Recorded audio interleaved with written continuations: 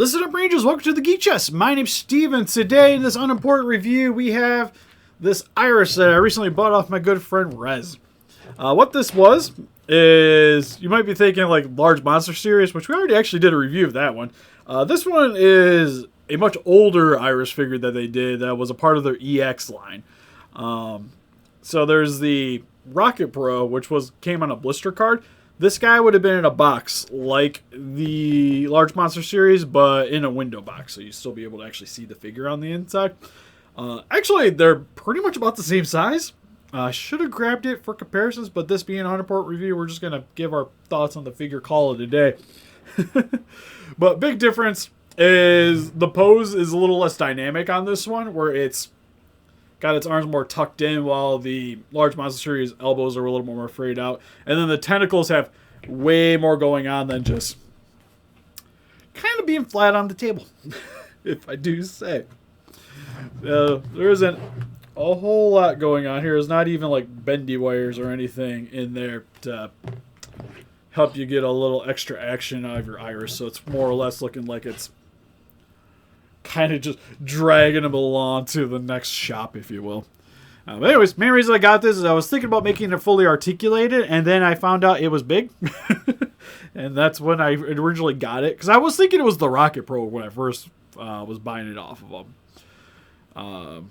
But nope, this is definitely the larger one. This is the same one as in the same line as the Legion figure that we did, which kind of scaled nicely with the Monster Arts figures. This one, not so much. I was kind of hoping this scaled with that Legion, which the Rocket Pro is definitely the more way to go with that one. So I might have to look into that one if I do want to do articulated one. I think this one's just going to be another Iris hanging out in my collection just because I really like Iris. It's one of my favorite Kaijus. And yeah, that's about it. Not my favorite Gamera villain, because it would still be Legion would be my favorite. This is a close second. Third would probably be Euron, and then Gyaos, if I had to give a list. But anyways, for the most part, just like with other X Pluses, it's not very articulated. Nothing at the arms, nothing at the legs, nothing at the head. Technically, the tentacles... Oh, you like that? You like that sound? It can do this. It can kind of rotate. So, depending on how you want it on your shelf, it can flay out a little bit more if you want to keep it tucked in. Though, oddly enough, these guys here actually shift around.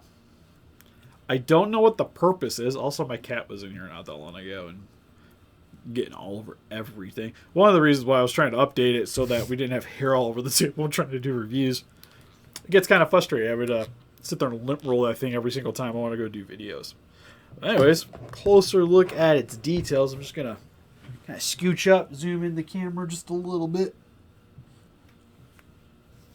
so you guys can see it a little better. But detailing is great. Like, it's an X Plus, and even the older ones look phenomenal. I will say the coloring is maybe a little bit boring. I think the lighting that I have going on here is making the stuff pop a little bit more, especially this chest region. It looks really bright on the camera. In person, not nearly as exciting, but honestly, like, I think it gives it a little bit more of an intimidating look the way it's sitting. But the sections like this would be glowing on the Kaiju. It doesn't really convey that as well as I would like, or even on the more newer Large Monster Series. But it's still nice to see that the orb on the inside of its head is a translucent yellow, which looks really good. You can also see at the end of the tentacles here, these guys are actually little translucent balls as well. And there's even some nice detailing along the tentacles here. Then the little arrowheads got really nice shape to them. Nice molded sculpt built into there. Back of the Kaiju looks super gnarly with all the added scalings and where the wings are at. I still got to try to get a figure of him with just the... Because I think there is one you can get of him in like the flying form, which would be really cool. And he's got his gnarly arm spikes, gnarly legs. I think that's one of the other things I just really like about this guy is he's just super bulky and super 90s, which I appreciate. Especially he's got like the molded muscle look to the legs and the more demonic looking feet. Very goat-like. And it kind of reminds me of something like I would think it'd be like a Guyver villain or something. And especially growing up. I always thought this guy was just like the coolest kaiju. Like I said, I still would say Legion's overall my favorite one just because it's just, I don't know, I always thought it was just a way more impressive looking kaiju, but this guy just like design is like one of the most menacing things ever. I do actually though have an X Plus hanging out down here, currently available on Etsy, so that's why it's mainly been hanging out here. I might just eventually post it up on eBay anyways. But here it is next to a large monster series Rodan from Godzilla King of the Monsters. If you guys are interested, link in the description for our Etsy. This one was the one that I customized on the channel here. But just been hanging out with the Power Ranger figures for now, so that it doesn't get damaged. But yeah, there's that. Recently just did the Hammond T-Rex, which is a much heftier figure for sure.